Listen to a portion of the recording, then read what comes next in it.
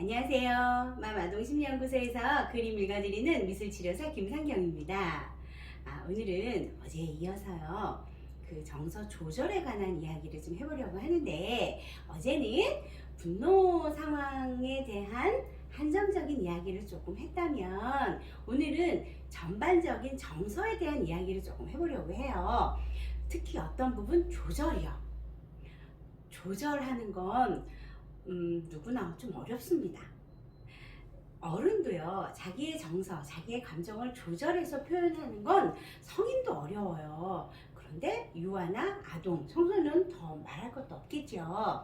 그렇지만 어렵다고 안 할 수는 없고요. 그리고 어려울수록 유아 시기부터 조절하는 거 학습해야 되거든요. 저는 그거를 열심히 주장하는 사람 중에 한 사람이기 때문에, 자, 오늘은 그런 내용을 좀 이야기를 해볼 거고요.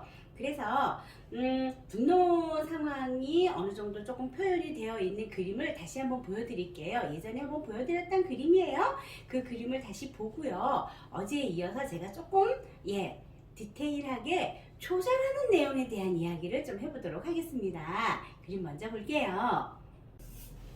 자, 이 그림은요, 제가 얼마 전에 유아의 그림으로 소개를 했던 그림이에요. 이 그림의 주인공은 퇴행 행동을 하고 있는 유아의 그림으로 제가 그 퇴행 행동의 원인을 설명했던 그림인데, 오늘은 이 그림을 제가 다시 가져온 이유가요, 정서 조절에 대한 이야기를 한번 해보고 싶어서 이 그림을 다시 가져왔어요. 자, 이 그림 안에는요, 분노라고 하는 정서가 내포되어 있습니다. 왼쪽에 있는 초록색 사람에게서 그 빨간 혀가 표현되어 있어서 언어 폭력에 의한 심리적인 어려움, 또 주황색 공룡은 이빨을 표현을 해서 역시나 언어 폭력적인 상황에 대한 감정이 그린 대상에 표현이 되어 있어서, 오른쪽 하단에 있는 사람과 왼쪽 상단에 있는 사람의 색을 칠할 때 조절하지 않는 행동의 질감이 표현이 됐어요. 그래서 저는 이 그림 안에서 분노 상황에 내가 지금 노출되어 있는 그런 상황을 찾아볼 수 있었는데요. 자, 그거를 이 친구는 퇴행 행동을 통해서 자기의 감정을 표출하고 있었던 내용으로 저는 소개를 했던 그림인데, 자, 오늘은 정서 조절 부분에서 조금 얘기를 할 거고, 특히 분노 조절에 대한 이야기를 조금 해보려고 이 그림을 가져왔어요. 자, 분노 조절을 이 친구는 퇴행 행동으로 했어요. 퇴행은 어떤 행동이죠? 아가 때, 어렸을 때 좀 더 많은 관심과 애정을 경험했었던 그 시절의 나로 돌아가서 다시 그 상황에 관심을 받고 싶어요, 그 수준에 나이고 싶어요에 대한 선택으로 이 친구는, 이 유아는 퇴행 행동을 했습니다. 자, 그러면 제가 어제 설명했었던 자신의 자기를 보호하기 위해서 과도하게 방어기제를 썼던 그런 아동과, 오늘 이렇게 자신의 분노 상황에 대해서 퇴행 행동을 하고 있는 유아와 그런 내용들을 조금 정리해서요, 정서 조절, 특히 그 안에 분노 조절에 대한 나름의 상담자로서의 팁을 조금 알려드릴게요. 자, 그림에 분노 상황이 표현되어 있어요. 언어 폭력에 대한 분노 상황. 그래서 이 아가죠. 5살이에요. 이 아가는 이제 아무데나 변을 보는 그런 퇴행 행동을 했었는데, 그 퇴행 행동이 이 아가에게는요, 조절 행동이 결과적으로 됐던 거예요.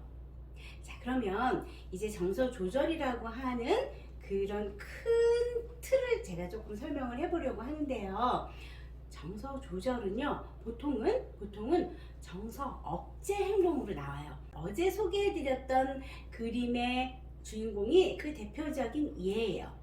부정적인 정서, 안 좋은 정서라고 판단되는 정서는 억눌러 놓고 그 정서에 상반되는 긍정적이고 밝고 명랑하고 이런 것만 겉으로 표현하는 그런 행동이 결과적으로는 불안을 야기시켰고 다른 문제도 야기하는 그런 안 좋은 결과를 이야기했는데, 그래서 정서는요 억제하지 마세요를 얘기하는데, 그래서 숨기지 마세요, 억제하지 마세요, 표현하세요 라고 얘기하게 되고, 저 같은 이런 심리 상담사들은 그걸 드러낼 수 있게 도와주는 역할을 하는데요. 그런데 오늘은 어떤 부분을 조금 더 말씀드리고 싶으냐면, 무조건 정서를 표출한다고 해서 그 정서를 잘 다루어내느냐, 이건 좀 생각해 볼 일이라는 거예요.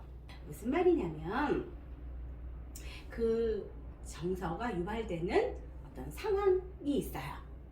그 상황이 전쟁이나 아니면 자연재해와 같은 어쩔 수 없는 상황을 제외하고는 사실은 그 상황을 내가 어떻게 이해했고 어떻게 받아들였느냐에 따라서 정서가 만들어졌다는 부분을 오늘은 말씀드립니다.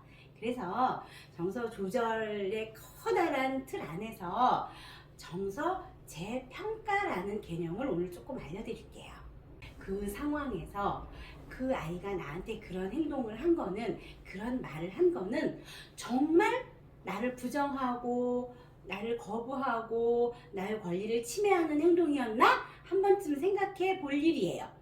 그래서 입장 바꿔 생각하는 것도 나름 성숙한 태도이고요. 그리고 조금은 한 발 뒤로 물러나서 후 하고 내려놓은 다음에 다시 살펴보는 것도 성숙한 태도에 해당하는데, 그게 결과적으로 정서 재평가를 위한 행동이에요. 정서 재평가, 다시 생각해 보는 거예요. 다시 경험해 보는 거예요.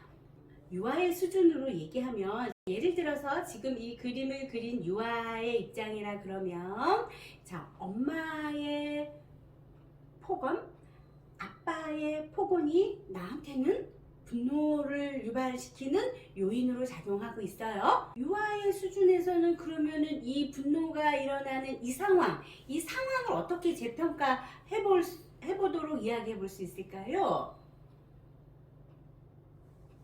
큰 목소리로 얘기했네? 큰 목소리로 얘기할 때는 기분이 좋아서 큰 목소리로 얘기할 수도 있고, 화가 나서 큰 목소리로 얘기할 수도 있어. 엄마가 큰 목소리로 얘기한 건 화가 나서 큰 목소리로 얘기했을까? 기분이 좋아서 큰 목소리로 얘기했을까? 화가 나서요. 엄마는 화가 나서 큰 목소리를 얘기했어. 엄마가 화가 나서 큰 목소리가 나온 거죠. 내가 물론 엄마가 화나게 하는 요인이었겠지만, 화가 나는 주체가 엄마라고 하는 거를 이 상황에서 재평가해야 되는 거예요. 우리 엄마는 날 미워하고 날 사랑하지 않아 라고 이 상황을 평가할 것이 아니라 엄마가 화난 대로 평가하면 되는 거예요.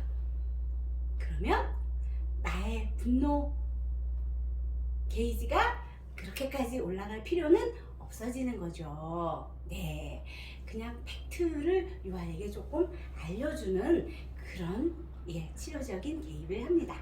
엄마가 화가 난 거지, 엄마가 나를 미워하거나 싫어하거나 내가 없어졌으면 바란다는 게 아니라는 걸 알면, 자, 다시 상황이 달라졌죠?